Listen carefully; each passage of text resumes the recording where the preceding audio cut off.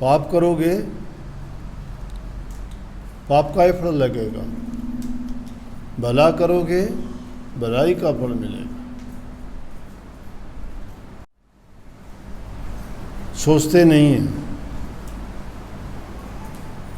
आज ज़माना बहुत बुरा। एक बूढ़ा आदमी और उसकी पत्नी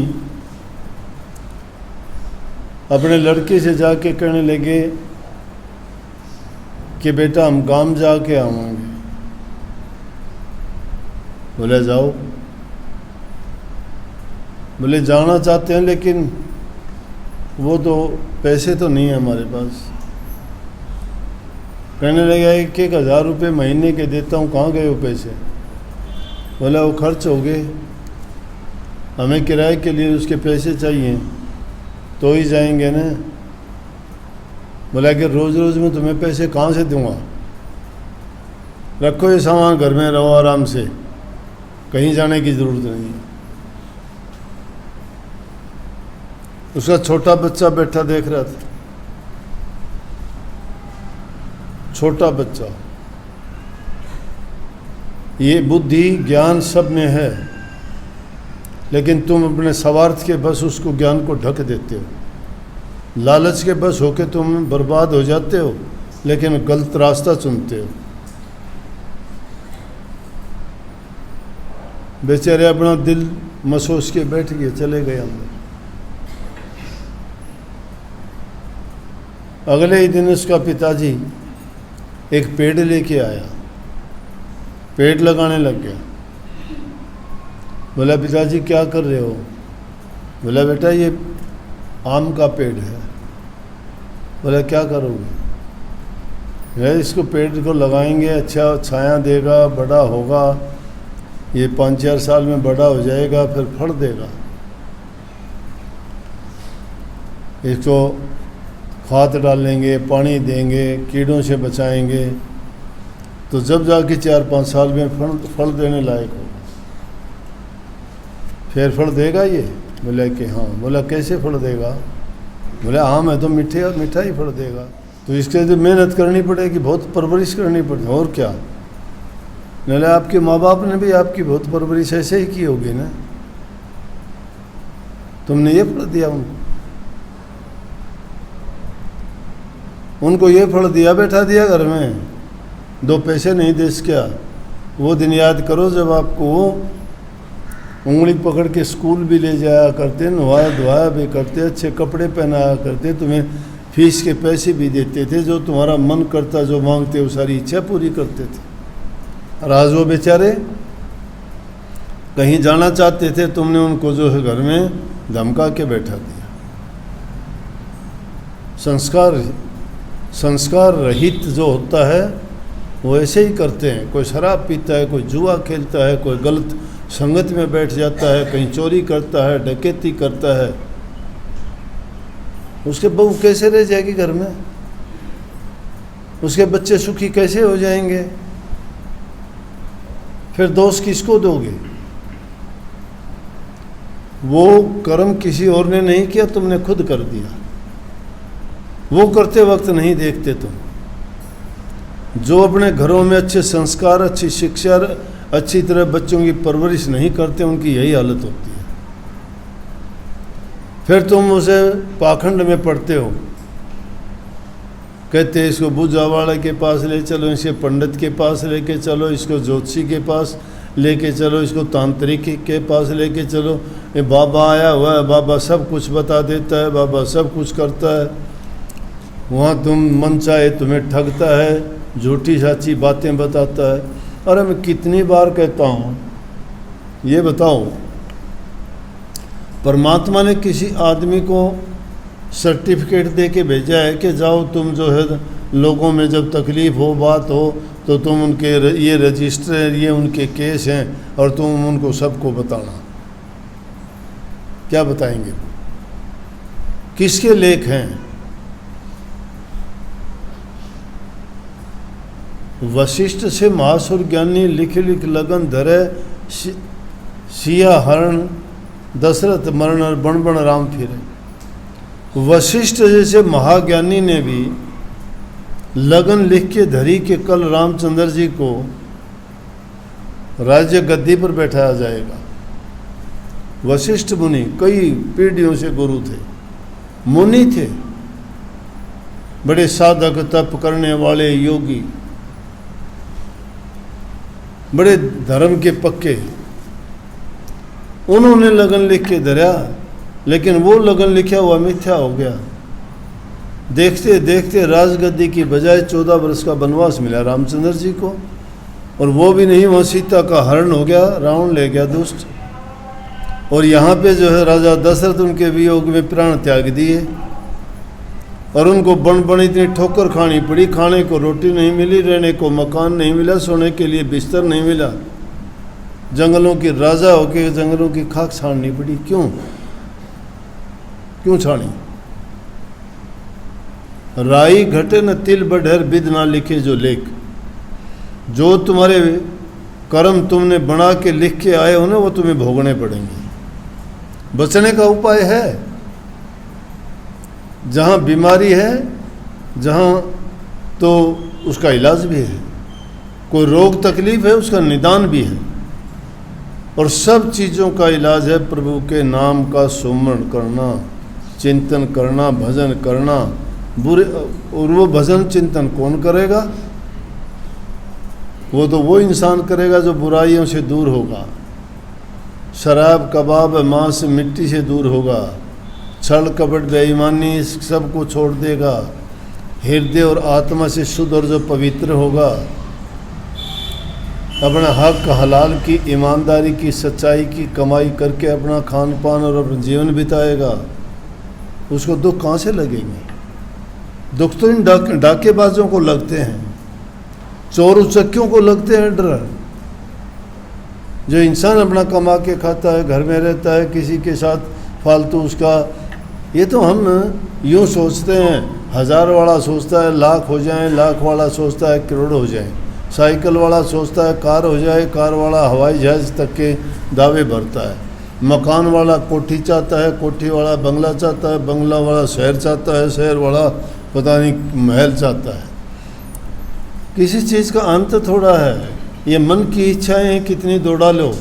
जो मस्ती तुम्हें अपने कमाई में शांति है, 2 रोटी खा के उस मजदूर को देख लिया करो जो सारा दिन मिट्टी में कस्सी से फावड़े से काम करता है, ना नहाने की परवाह, ना पीने की परवाह, ना कपड़े की परवाह, ना दूसरों की ओर देखता ही नहीं है कौन कार में जाता है, उसको पता ही नहीं कार में कौन गया, बराबर से कार गई वो देखता नहीं है। उससे जाके पूछोगे यहाँ कार जाती हुई देखी तो कि उसमें आदमी बैठा था, देखा था? बोले रुकी भी थी यहाँ। बोला मैंने नहीं देखा, क्योंकि अपने काम में लगा। उसको कार से सरोकार नहीं था, उस आदमी के कपड़ों से सरोकार नहीं था, उसके पद से सरोकार नहीं था, चाहे वो डीसी हो, चाहे वो कर्नल हो, चाहे जर्नल हो, चाहे मंत्री हो, नहीं, उसको अपने जीवन से काम था। उसको जो काम करना था उस काम में मस्त है, पैसे उस चीज़ के मिलने, और उस चीज़ से लेके वो जो अपने शाम की रोटी खाता है ना, उसको खा के पानी पी के मस्ती से जो सोता है, सुबह तक आँख नहीं खुलती, उसकी शांति है। तुम तो छोटी छोटी बातों पे क्या पूरे के पूरे महाभारत रचती हो। तेरी माँ ने तेरे को क्या दिया, तुम्हारे घर वाले ने तुमको क्या दिया, दहेज में तू क्या लेके आई, तेरी माँ ने तुझे क्या सिखाया। वो बेचारे कहते हैं कि हमने पढ़ा दी, लिखा दी, बेटी दे दी, सब कुछ दे दी, नौकरी भी लगवा दी, और सब कुछ देने के बाद बोला कार तो नहीं दी, इतना सोना तो नहीं दिया, मेरे लड़के को तो वो फलानी जगह वाले तो कार देने वाले आए थे, हमने क्या पता था ये यहाँ डूब जाएगा। डूबना बोलते हैं उसको।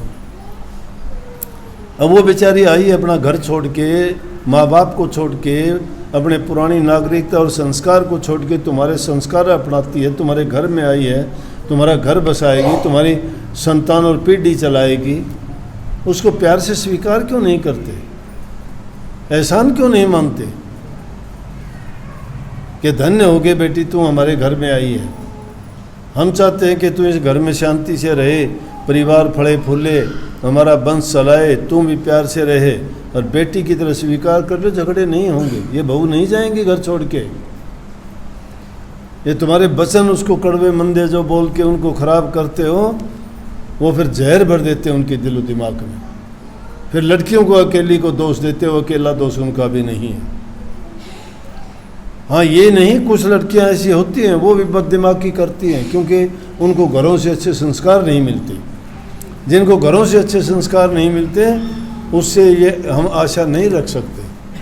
लेकिन हाँ ये है कि अगर कोई कमी हो, इस दीवार पे काले धब्बे लग गए, ये देखो काले धब्बे लग गए उस पर, लेकिन क्या करेंगे, सफ़ेदी करवा देंगे, धब्बे दब जाएंगे। बुराई आ जाती है इंसान में, कैसे दबाओगे? अच्छे गुण सिखा दो उसको, दब जाएंगे। पाप कर्म उखाड़ने से ज़्यादा गंदगी तो फैलती है ज़्यादा। अरे गंदगी को जितना फेंकोगे, जितना फैलाओगे, उतनी बदबू फैलेगी। अच्छी चीज़ का फैलाव कर देना चाहिए, बदबू को दबा देना चाहिए। पाप कर्मों और बुरे कर्मों से बच के रहना चाहिए, अच्छे गुणों को इंसान को प्रचार करना चाहिए। पहले बुरी बात कोई होती थी, कानों कान किसी को खबर नहीं लगती थी, कहते थे आहिस्ता कान में, कहते थे क्यों हो, घटना किसी की होती थी, कहते थे जुल्म हो गया, बड़ा जुल्म हो गया बेचारे का, देखो क्या हाल हो गया। आज तो ये नहीं कहते, आज तो ये कहते हैं देखा उसका क्या हुआ, देख लिया ना, बढ़िया हुआ। उसके लिए कोई शांतमना नहीं है, क्यों, वो भी भला नहीं है, वो उसने भी ऐसा ही किया। हवा चलती है।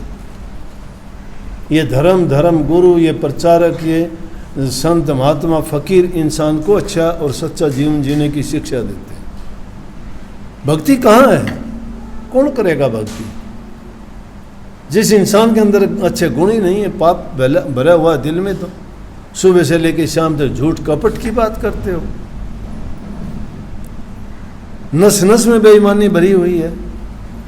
सच्ची बात अपने माँ बाप को नहीं कहते, अपनी संतान को नहीं बताते, अपनी पत्नी को नहीं बताते, सबकी अलग अलग गांठ बना रखी है। पिता को ये बोलूँगा, माँ को ये बोलूँगा, संतान को ये बोलूँगा, पत्नी को ये बोलूँगा, दोस्तों को ये कहूँगा, मित्रों को ये कहूँगा, रिश्तेदारों को ये कहूँगा। एक बात कहीं भी नहीं है। अगर अच्छे और सच्चे बन के रहो तो वो इतना करने की ज़रूरत ही नहीं है। 2 और 2 3 नहीं, 2 और 2 4 ही होंगे। फिर कभी 2 और 2 3 कहते हो, कभी 2 और 2 5 कहते हो, कभी 2 और 2 7 कहते हो, है तो 2 और 2 4। कहने का मतलब सच्चाई तो एक ही रहेगी। इसलिए गंदी आदत खुद लगाते हो, शराब की, नशे की। नशा शराब का ही मत मानना, कई लोगों को मीठा खाने की आदत है, कईयों को और कोई चीज़ ऐसी खाने की आदत है कि भाई इसके बिना मैं नहीं रह सकता। आदत होगी, वो किसी चीज़ के आदी ना बनो, वो भी एक नशा है।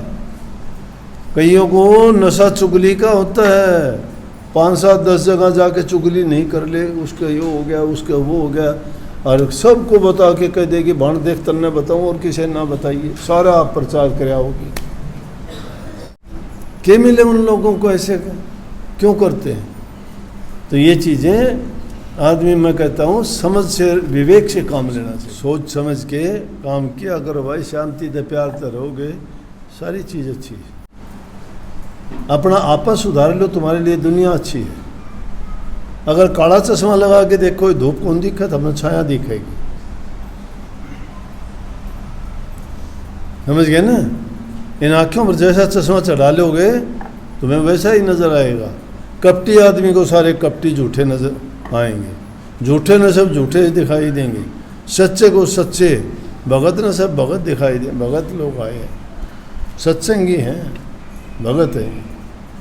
वो तो सत्संगी से वैसे ही उनको, जैसे आदमी का नज़रिया है वैसा ही उसके दिल में उसकी तस्वीर है दूसरों के लिए। अपने विचार अच्छे रखोगे, तुम्हारे लिए सारी दुनिया अच्छी है, कोई बुरा नहीं है। तुम किसी का बुरा ना करो, तुम्हारा बुरा नहीं करेगा, वो कर नहीं पाएगा। लेकिन जब तुम बुराई में लिप्त हो जाओगे तो फिर तो यूँ सोच लो कि जैसा किया है वैसा भरना पड़ेगा।